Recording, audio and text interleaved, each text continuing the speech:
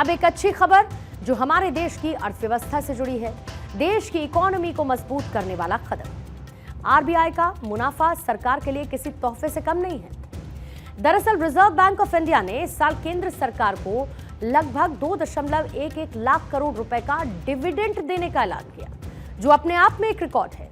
मतलब इससे पहले रिजर्व बैंक ने इतना बड़ा डिविडेंड कभी नहीं दिया। ये सरकार के अनुमान से 2 गुने से भी ज्यादा है और सरकार ने इस साल के लिए सिर्फ 1.02 लाख करोड़ रुपए का अनुमान लगाया हुआ था। और ऐसे में आरबीआई का केंद्र सरकार को 2.11 लाख करोड़ रुपए का डिविडेंड का फायदा होगा, कैसे वो समझाते हैं आपको। दरअसल इससे सरकार के पास खर्च करने के लिए ज्यादा पैसे होंगे। इसका मतलब यह है कि कर्ज लेने की जरूरत कम पड़ेगी।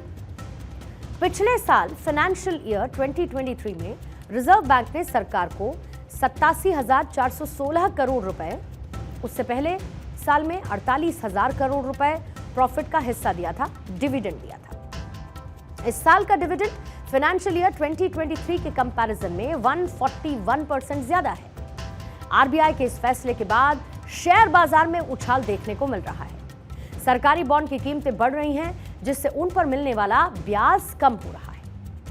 इसका मतलब यह है कि सरकार को अब कम ब्याज पर कर्ज भी मिल सकता है, जिससे अर्थव्यवस्था को फायदा होगा।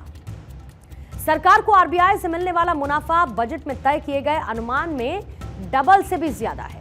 अब बाजार को उम्मीद है कि सरकार को बजट में तय किए गए लक्ष्य से कम उधार लेना पड़ेगा।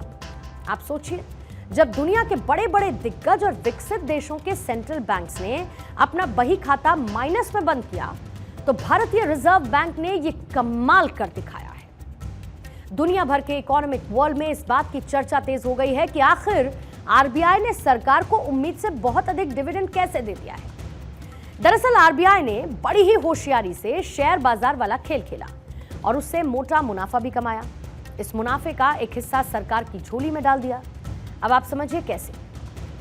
आरबीआई ने विकसित देशों के सॉवरेन सिक्योरिटीज में $469 बिलियन निवेश किए। ये सिक्योरिटीज पूरी तरह रिस्क फ्री थी, यानी कि कोई जोखिम नहीं था। 250 बिलियन तो अमेरिकी ट्रेजरी बिल में डाला गया और इसकी यील्ड लगभग 4% रही, जो कि पिछले साल के मुकाबले अधिक थी। इससे आरबीआई ने अच्छा खासा प्रॉफिट कमाया है और पिछले कुछ महीनों में आरबीआई ने रेपो रेट में भी बढ़ोतरी की। यह भी आरबीआई की कमाई का एक बड़ा जरिया बना। आरबीआई ने बैंकों को शॉर्ट टर्म लोन दिया है और इसके साथ ही ऊंची रेपो रेट के हिसाब से पैसा भी कमाया है।